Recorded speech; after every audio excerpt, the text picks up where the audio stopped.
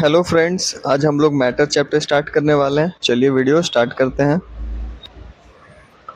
तो मैटर क्या होता है? कोई भी ऐसा चीज़ जिसका कुछ मास हो और वो स्पेस ले, उसको कहते हैं मैटर। मैटर को फर्दर क्लासिफाई करते हैं दो में। एक होता है प्योर सब्सटेंस, एक होता है इम्प्योर सब्सटेंस। प्योर सब्सटेंस में आता है एलिमेंट और कंपाउंड। इम्प्योर सब्सटेंस में आता है मिक्सचर। अब एलिमेंट क्या होता है? ये प्योरेस्ट काइंड ऑफ मैटर है। 118 एलिमेंट है। नेचुरली जो हम लोग पाते हैं वो 92 एलिमेंट पाते हैं। जैसे सोडियम पोटेशियम एक एलिमेंट है। इसको सिंपलर में डिकम्पोज नहीं कर सकते हैं क्योंकि खुद ही सिंपलर होता है। सोडियम है, इसको क्या डिकम्पोज कीजिएगा, तो खुद ही सोडियम है। एक तरह का प्योर सब्सटेंस है। कंपाउंड क्या होता है? फॉर्म होता है टू और मोर एलिमेंट से, जैसे H2O। इसमें एक हाइड्रोजन का एटम, दो हाइड्रोजन का एटम है और ऑक्सीजन का एटम है, मिलके क्या बना दिया? H2O बना दिया, मतलब वाटर बना दिया। तो एक तरह का क्या है? कंपाउंड है। इसको डिकम्पोज कर सकते हैं, हाँ डिकम्पोज कर सकते हैं। H2O को तोड़ के H और O में डिकम्पोज किया जा सकता है, तो डिकम्पोज हो सकता है और आपका ये प्योर सब्सटेंस है। मिक्सचर क्या होता है?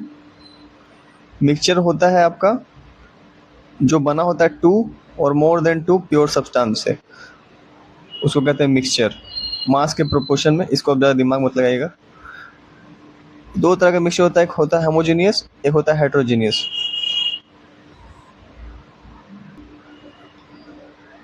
प्रोपोर्शन बाय मास सेम वही चीज़, जो रेशियो है ये वाला, जो हाइड्रोजन का और ऑक्सीजन का। टू हाइड्रोजन है, एक ऑक्सीजन है, तो एक का मास एक, तो दो का दो, और ऑक्सीजन का मास 16। तो ये रेशियो कितना आ गया प्रोपोर्शन में? 1:8। यही हो गया प्रोपोर्शन बाई मास। मिक्सचर दो तरह का होता है, एक होता है होमोजीनियस, एक होता है हेट्रोजीनियस। होमो मतलब सेम, तो इसमें यूनिफॉर्म कंपोजिशन होता है और इसको हम लोग क्या कर सकते हैं? नेकेड आई से देख सकते हैं। इसमें यूनिफॉर्म कंपोजिशन नेकेड आई से देख सकते हैं। जैसे एक सॉल्यूशन है शुगर वाटर का, जो हम लोग नींबू पानी बनाते हैं, ये सब जो बनाते हैं हम लोग, वो होमोजीनियस है क्योंकि वो घुल जाता है। उसमें आप नींबू और पानी को अलग अलग देख के नहीं बता सकते कि ये रहा नींबू, ये रहा पानी। तो हो गया आपका होमोजीनियस। होमोजीनियस का सिंपल टर्म से यूनिफॉर्म कंपोजिशन। हेटेरो का मतलब अलग अलग, तो हेट्रोजीनियस मतलब यूनिफॉर्म कंपोजिशन नहीं होता है इसमें। जैसे कंटेनर है, उसमें हम क्या कर दिए, इसमें तेल डाल दिए और पानी है। पानी यहाँ दिखेगा और तेल अलग दिखने लगेगा। या फिर कोई हम, ये अपना कंटेनर है, उसमें पानी डालें और थोड़ा सा मिट्टी डाल दिए, तो मिट्टी यहाँ पे बैठ जाएगा। तो यूनिफॉर्म नहीं है, यहाँ पे हमको दिख जा रहा है कि ये मिट्टी है, मतलब ये हेट्रोजीनियस मिक्सचर है।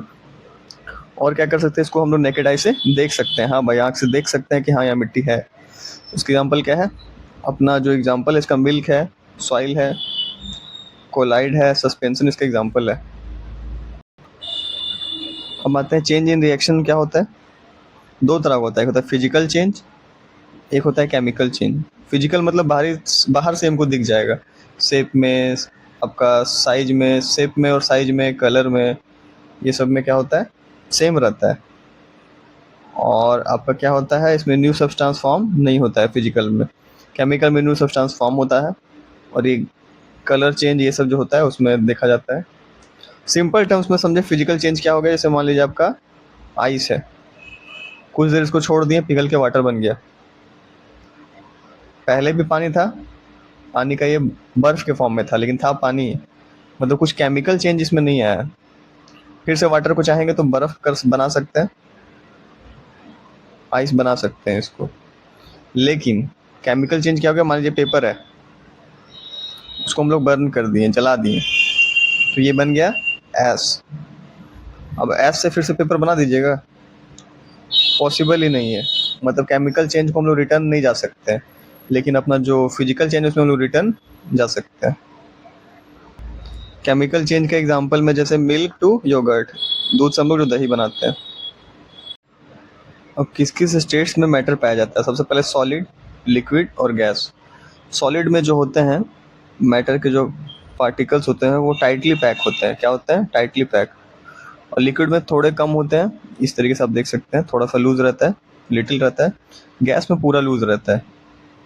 शेप, अगर आपका सॉलिड में टाइटली पैक है तो फिक्स होगा, लिक्विड में टाइटली पैक नहीं है तो नॉट फिक्स, और गैस का भी नॉट फिक्स। वॉल्यूम, वॉल्यूम तो फिक्स होता है आपका सॉलिड का, लिक्विड का, और गैस का फिक्स नहीं होता है। कॉम्प्रेक्स, सॉलिड को आप दबा सकते हैं? नहीं दबा सकते हैं। लिक्विड को थोड़ा दबा सकते हैं और इसको तो पूरा ही दबा सकते हैं गैस को।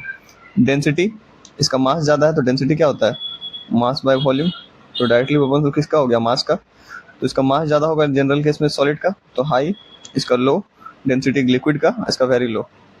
डिफ्यूजिबिलिटी, डिफ्यूजिबिलिटी मतलब होता है अपना, सिंपल टर्म्स में डिफ्यूजिबिलिटी का मतलब होता है किसी भी सब्सटेंस का फैलने की कैपेसिटी। जैसे हम लोग क्या करते हैं रूम में, क्या करते हैं, मारते हैं सेंट, तो फैल के दूसरे रूम पे भी चला जाता है, तो वो जो पार्टिकल्स है वो दूसरे रूम्स में चला गया, वही डिफ्यूजिबिलिटी मतलब फैलने की क्षमता। तो सॉलिड में नहीं होता है, लिक्विड में थोड़ा होता है, गैस में तो बहुत होता है। Kinetic energy half by mass by A square, velocity का स्क्वायर, तो और मास का डायरेक्टली प्रोपोर्शनल।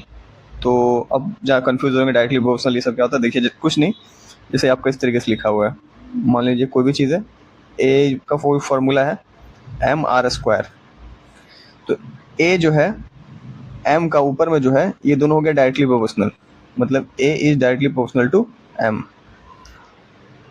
अगर कोई formula a is equal to m by r square है, तो जो ऊपर वाला है ये दोनों a is directly proportional to m. तो अगर ये मास हम बढ़ाएंगे तो ए भी बढ़ेगा, तो ये होगा डायरेक्टली प्रोपोर्शनल। दूसरा क्या है, ये वन बाई आर स्क्वायर है ना नीचे, तो a directly proportional one by square, मतलब ये डायरेक्ट नहीं है, इन्वर्सली है, मतलब आर अगर बढ़ेगा तो ए आपका घट जाएगा, या फिर ए आपका बढ़ेगा तो आर घट जाएगा, उल्टा होगा, उल्टा रिलेशन, ये होगा डायरेक्टली और इनडायरेक्टली प्रोपोर्शनल। तो काइनेटिक एनर्जी क्या है, इसमें जो होता है मूवमेंट जो है पार्टिकल्स का क्लोजली पैक्ड है, तो मूवमेंट्स होगा ही नहीं, और जब मूवमेंट्स होगा ही नहीं तो काइनेटिक एनर्जी नो होगा, क्योंकि पार्टिकल्स यहाँ से यहाँ जा ही नहीं पाएंगे क्योंकि क्लोजली पैक्ड है। उसी तरीके से आपका लिक्विड में थोड़ा होगा क्योंकि थोड़ा जगह है पास होने का, गैस में तो भाई इधर उधर घूमते रहो रात भर, इससे बहुत जगह है। फ्लूइडिटी क्या होता है, फ्लूइडिटी मतलब जो बहने वाला रहता है, बहने की क्षमता। सॉलिड तो पूरा पैक आपका टाइटली पैक है, इसमें कुछ नहीं, लिक्विड में रहता है और गैस में रहता है। तो कभी कभी हम लोग बात करते हैं फ्लूइड्स क्या होता है, कभी कभी आपको सुनने को मिलेगा फ्लूइड्स, उसका सिंपल मतलब है लिक्विड और गैस, यही हो गया फ्लूइड्स। फोर्स क्या होगा, तो सॉलिड में फोर्स पूरा स्ट्रांग रहता है, लिक्विड में मॉडरेट रहता है, इसमें वीकेस्ट रहता है, क्योंकि ये देख सकते हैं आपका फोर्स इस तरीके से भी है, जो आपका पता चल सकता है कि ये पूरा टाइटली पैक्ड है, इसका जो फोर्स जो है ज़्यादा होता है। एग्जाम्पल क्या है सॉलिड का, कुछ भी आप बोल सकते हैं, डायमंड, आयरन, लिक्विड का वाटर। उसी तरीके से गैस का कॉम्प्रेस नेचुरल गैस, सीएनजी, जो एलपीजी हम लोग यूज़ करते हैं वो सब गैस ही है। दो और स्टेट्स ऑफ मैटर है, एक है प्लाज्मा, एक है बोस आइंस्टाइन कंडेंसेट। प्लाज्मा कुछ नहीं है, हाई चार्ज पार्टिकल है जिसका काइनेटिक एनर्जी हाई होता है, ये सब फैक्ट्स है, आपको थोड़ा देखना होगा। जिसका हाई प्रेशर होता है। उसके बाद क्या है, 85% जो अर्थ है मेड है प्लाज्मा से। प्लाज्मा एक तरह का आयोनाइज्ड गैस है, सुपर एक्साइटेड है। इसका डिस्कवरी जो है वो किए थे क्रूक्स। और ये सब फैक्ट्स में इसमें मेन जो आपको याद रखना है, इसका जो प्लाज्मा का है उसका डेफिनेट वॉल्यूम नहीं होता है और ना तो डेफिनेट इसका शेप होता है। और जो प्लाज्मा है आपका फ्लोरेसेंट ट्यूब और नियोन जो आपका साइन बल्ब है उसमें यूज होता है। बस इतना फैक्ट याद रखना प्लाज्मा से रिलेटेड। उसके बाद आता है बोस आइंस्टाइन कंडेंसेट में, ये जो है आपका फिफ्थ स्टेट्स ऑफ मैटर है। क्वेश्चन पूछेगा फोर्थ स्टेट्स ऑफ मैटर कौन है, प्लाज्मा है। फिफ्थ स्टेट ऑफ मैटर कौन है, बोस आइंस्टाइन कंडेंसेट है। ये जो आपका सुपर फ्लूइड है, कूल्ड है, सुपर एटम है। ये क्वांटम्स मैकेनिक्स माइक्रोस्कोपिक लेवल पे पढ़ने में मदद करता है। इसके लिए नोबेल, इसको डिस्कवरी किया था बोस और आइंस्टाइन ने, नोबेल प्राइज 2001 में मिल गया था। इसको जो प्रूव किया था, डिस्कवरी तो किया था बोस और आइंस्टाइन ने, लेकिन इसको प्रूव जो किया था वो किया था कॉर्नेल ने और आपका वैमन चार्टली ने, जिसके लिए उनको भी नोबेल प्राइज मिला था। अब हम लोग देखेंगे कि जो स्टेट्स ऑफ मैटर उसमें चेंजेस कैसे आता है। जैसे सॉलिड से लिक्विड में जाता है तो क्या कहलाता है, लिक्विड से गैस में क्या कहलाता है, सॉलिड से गैस बन गया तो क्या कहला गया, उसका नाम क्या है, वो सब देखेंगे। तो सबसे पहले देखिए, जब आपका सॉलिड से लिक्विड बनेगा उसको कहते हैं मेल्टिंग या फिर इसको कहते हैं फ्यूजन। और जब लिक्विड से आपका सॉलिड बन जाएगा उसको कहते हैं फ्रीजिंग। उसी तरीके से जब आपका लिक्विड से गैस बनेगा, इवापोरेट हो गया मतलब इवापोरेशन या वेपराइजेशन। और गैस से जब लिक्विड बन जाएगा तो कंडेंसेशन। उसी तरीके से सॉलिड से जब डायरेक्ट गैस बन जाएगा तो उसको कहते हैं सब्लिमेशन, और जब गैस से सॉलिड बन जाएगा उसको कहते हैं डिपोजिशन। मेल्टिंग क्या होता है, जो कोई भी सब्सटेंस है इसको हीट कर रहे हैं, फिर ये क्या हो जाता है, पिघल जाता है, तो यही कहते हैं मेल्टिंग। आयरन कितना डिग्री पे पिघलता है, तो 1538 डिग्री पे पिघलता है। सबसे ज़्यादा मेल्टिंग पॉइंट किसका है, तो टंगस्टन का है। फ्रीजिंग क्या है, यही मेल्ट किया सब्सटेंस को अगर कूल करते हैं तो ये क्या हो जाता है, फ्रीज हो जाता है, तो यही है फ्रीजिंग। वेपोराइजेशन क्या है, कोई भी यहाँ पे ये है पानी है, इस पे हीट पड़ता है तो ये क्या होता है, वेपर के फॉर्म में बाहर आ जाता है, ये होता है वेपोराइजेशन। फर्मेंटेशन क्या है, फर्मेंटेशन क्या होता है, इसमें क्या होता है, शुगर का ब्रेकडाउन होता है, जो शुगर रहता है वो टूटता है। ऑक्सीजन इसका प्रेजेंस, ऑक्सीजन इसमें नहीं रहता है, फर्मेंटेशन में प्रेजेंस नहीं रहता है, और जिससे बनता क्या है, तो अपना एसिड बनता है या फिर अल्कोहल बनता है, एसिड या फिर अल्कोहल बनता है। उतना डीप में आपको नहीं जानना है, इतना फैक्ट्स आपको जानने की जरूरत नहीं है, बस इतना जाननी है फर्मेंटेशन क्या है। एक तरह का केमिकल चेंज है, इसमें केमिकल चेंज होता है, इसमें इंजाइम जो आपका रिस्पॉन्सिबल होते हैं, तो इसमें आपके जो क्या कौन से इंजाइम रिस्पॉन्सिबल होते हैं, जो माइक्रो ऑर्गेनिज्म रहते हैं, जैसे ईस्ट ये सब हो गया, ये सब इन्वॉल्व रहते हैं। वो सब क्या करते हैं, आपका विनेगर से मतलब के शुगर केन से, जो आपका केताड़ी जो बोलते हैं, उसे विनेगर प्रोड्यूस करते हैं। वो सब किसके हेल्प से, तो माइक्रो ऑर्गेनिज्म के हेल्प से। अब देखते हैं हम लोग सस्पेंशन क्या होता है। तो एक तरह का हेट्रोजीनियस मिक्सचर है, हेट्रोजीनियस मैंने बता दिया था। इसमें क्या होता है, जो आपका सॉल्यूट पार्टिकल है वो डिसॉल्व नहीं होता है। बताऊंगा सॉल्यूट और सॉल्वेंट मैं आपको बताऊंगा। और एक चीज़ क्या होता है इसमें, जो अपना है पार्टिकल जो है विजिबल होते हैं, पार्टिकल विजिबल होते हैं, वो दिख जाते हैं। जैसे मान लीजिए वाटर है, इसमें मैंने सैंड डाल दिया तो दिख रहा है पार्टिकल, तो सस्पेंशन में पार्टिकल दिख जाते हैं। पार्टिकल का साइज जो है थोड़ा बड़ा होता है, जनरली 1000 नैनोमीटर से भी बड़ा होता है पार्टिकल का साइज। पार्टिकल खुद इसमें क्या होता है, सेटल्ड हो जाते हैं। वो क्या करते हैं, वो इस मान लीजिए मैंने यहाँ पे ये डाला, मिट्टी डाला, तो खुद जाके सेटल्ड हो जाते हैं इसमें। अगर सेटल्ड हो गए तो यहाँ पे जमा हो गया, तो इसको हम लोग फिल्टरेशन कर सकते हैं, यहाँ से सैंड निकाल सकते हैं। फिल्ट्रेशन इसमें पॉसिबल है, इसको फिल्टर पेपर के जरिए हम लोग निकाल लेते हैं।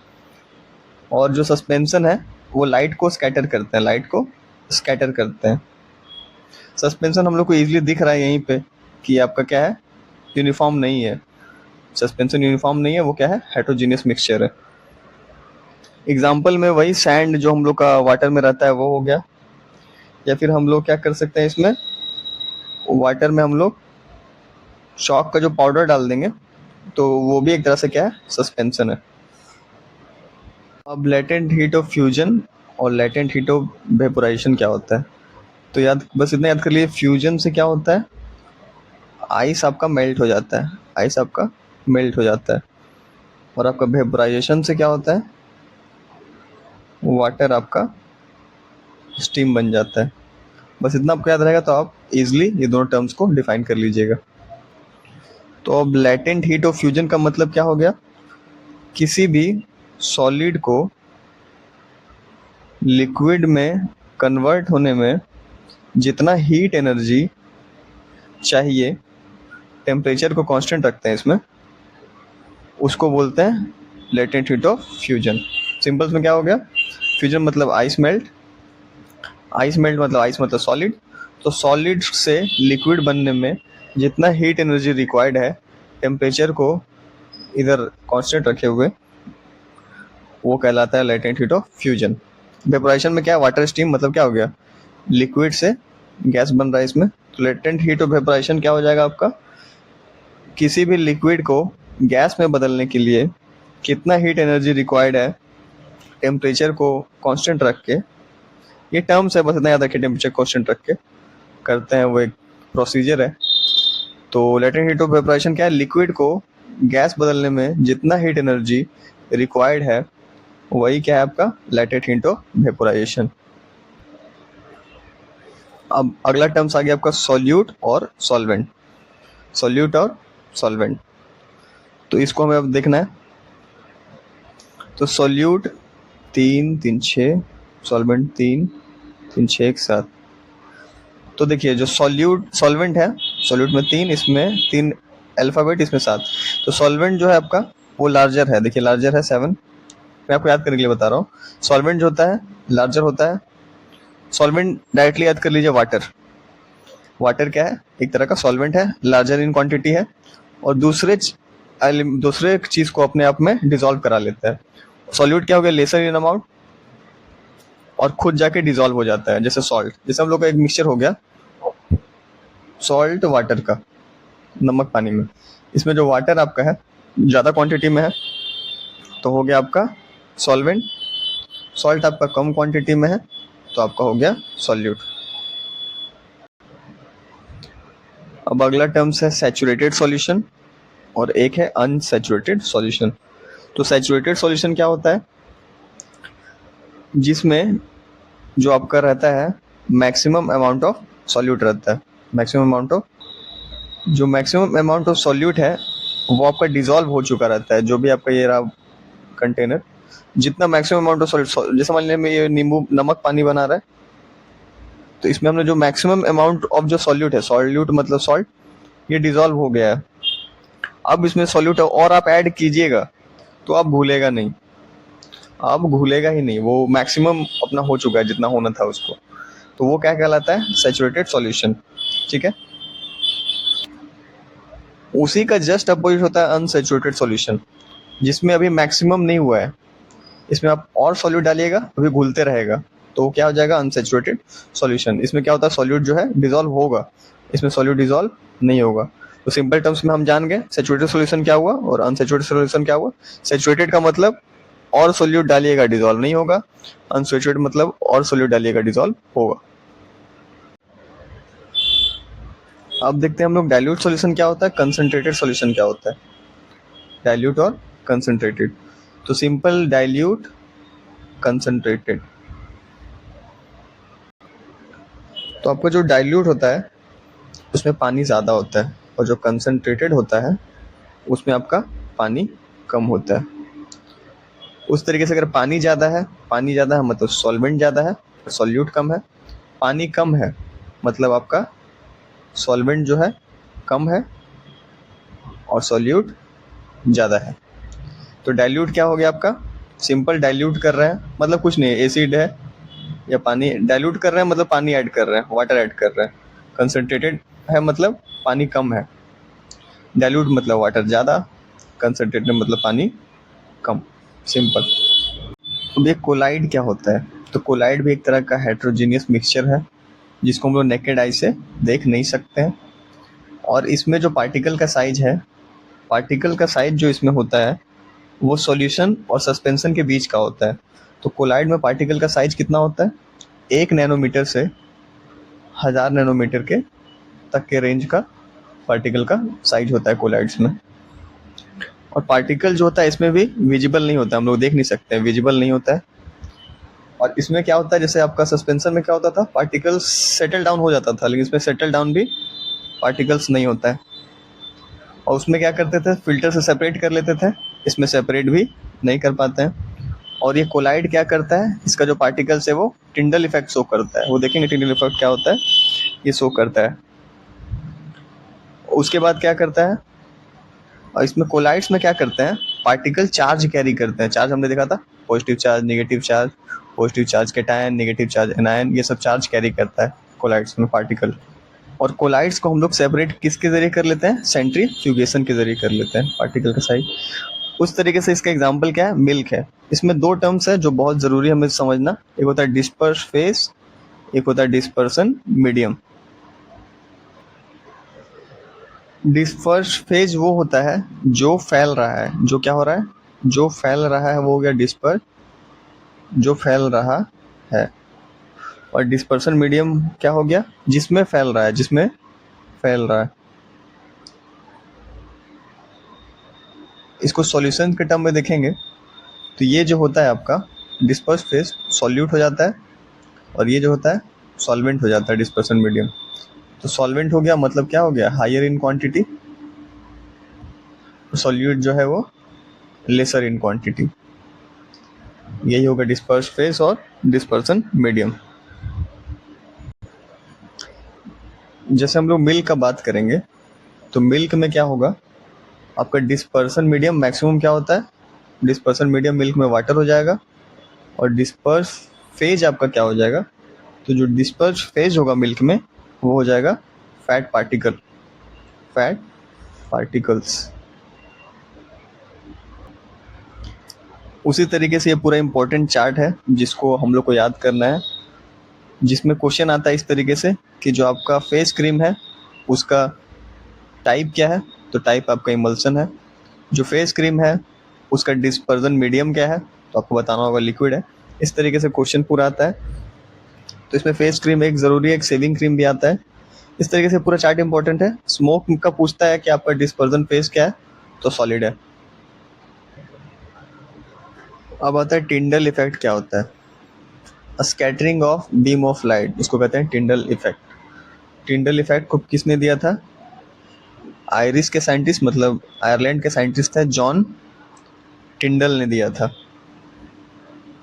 उन्होंने क्या देखा था, उन्होंने ऑब्जर्व किया था जब एक fine beam of light inter करता है रूम में एक स्मॉल होल से, तो उन्होंने देखा था कि वो जो है स्कैटर करता है लाइट को, स्कैटर करता है लाइट को। तो सिंपली टिंडल इफेक्ट क्या है, टिंडल इफेक्ट हम लोग को याद रखना है, scattering of beam of light.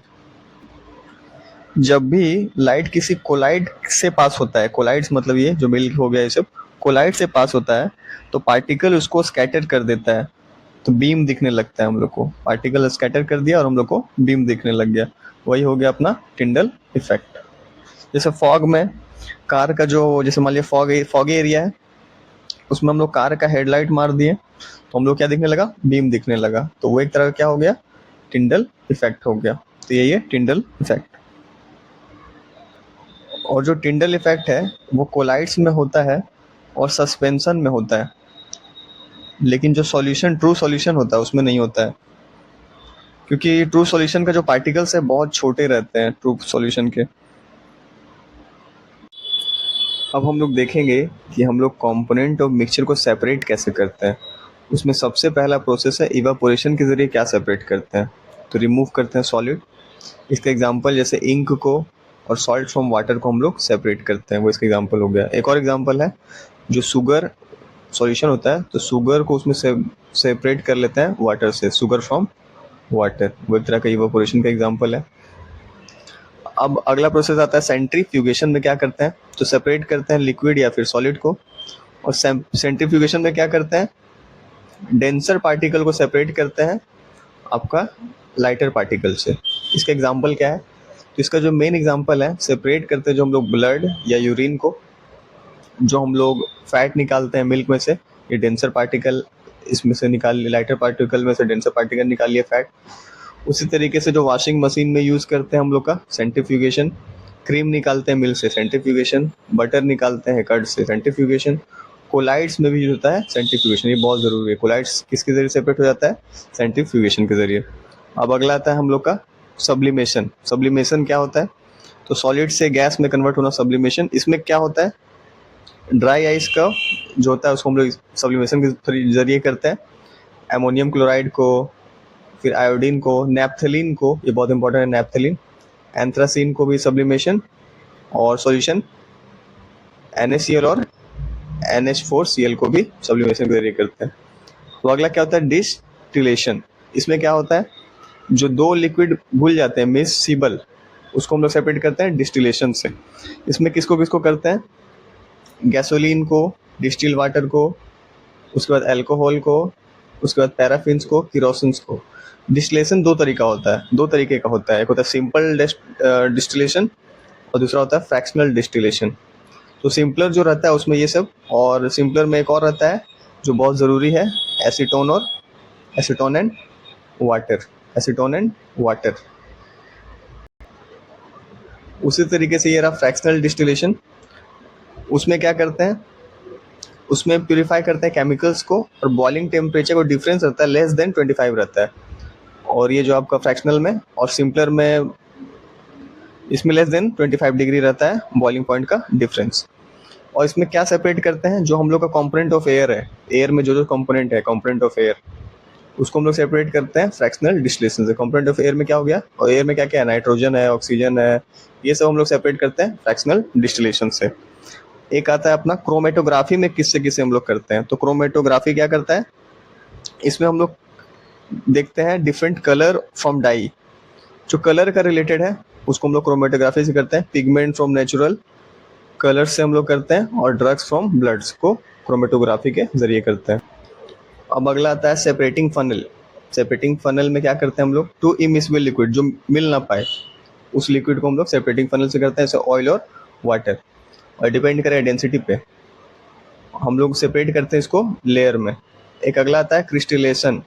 ये इसमें किसको किसको हम लोग सेपरेट करते हैं, तो सेपरेट करते हैं हम लोग सॉलिड कंपाउंड सॉल्यूशन में से, जैसे फिटकरी इम्प्योर सैंपल में से फिटकरी जो हम लोग निकालते हैं वो क्रिस्टलेशन के प्रोसेस के जरिए निकालते हैं। एक हमें जानना होता है, ये जो इवापोरेशन होता है वो किस पे डिपेंड करता है। इवापोरेशन किस पे डिपेंड करता है, फैक्टर्स अफेक्टिंग इवापोरेशन। तो जो इवापोरेशन है अपना, वो हम लोग का इवापोरेशन डायरेक्टली प्रोपोर्शनल होता है टेम्परेचर पे। इवापोरेशन टेम्परेचर डायरेक्टली प्रोपोर्शनल होता है। अगला इवापोरेशन जो होता है हम लोग का सरफेस एरिया का भी डायरेक्टली प्रोपोर्शनल होता है। और इवापोरेशन अपना वाइंड स्पीड का डायरेक्टली प्रोपोर्शनल होता है। और इवापोरेशन अपना इनवर्सली प्रोपोर्शनल होता है ह्यूमिडिटी का। ये 4 फैक्टर है जिस पे अपना इवापोरेशन डिपेंड करता है। एक आइडियल गैस का इक्वेशन होता है PV = nRT, ये आपको लर्न होना चाहिए। P pressure, volume, temperature, gas constant, ये सब होता है। कुछ लॉज हैं गैस के जो हमें लर्न होना चाहिए। Boyle's law, Charles law, Gay Lussac law, Avogadro law. Boyle's law 1662 में आया था। P is inversely proportional to volume, इसमें टेम्परेचर कांस्टेंट है। तो P अगर इनवर्सली प्रोपोर्शनल टू वॉल्यूम है तो जो हम लोग करते हैं क्या होता है, K/V। तो जो फॉर्मूला आता है P × V, इस रिस्पेक्ट में आता है। जो फॉर्मूला बनता है P1V1 = P2V2। उसी तरीके से V जब डायरेक्टली प्रोपोर्शनल होता है T का, तो V KT होता है। तो जो फॉर्मूला K के रिस्पेक्ट में बनता है, V और T के रिस्पेक्ट में बनता है। जो फॉर्मूला V1T1 = ये। चार्ल्स लॉ जो है अपना 1787 में आया था। V is directly proportional to T है। गैल-ल्यूजेक लॉ 1808 में आया था। P टेम्परेचर के डायरेक्टली प्रोपोर्शनल है और V इसमें कांस्टेंट है। और फॉर्मूला ये है P1T1/P2T2। एवोगैड्रो लॉ क्या होता है, ये कहता है, ये आया था 1811 में, और ये कहता है equal volume of all gases under same temperature and pressure contain equal number of volume. मतलब कोई भी अगर आपका गैस है इक्वल वॉल्यूम में और सेम टेम्परेचर है उसका और प्रेशर है, तो जो मॉलिक्यूल्स होगा, नंबर जितना मॉलिक्यूल्स होगा दोनों में सेम होगा। और उसका जो फॉर्मूला है V1/N1 = V2/N2। Thank you.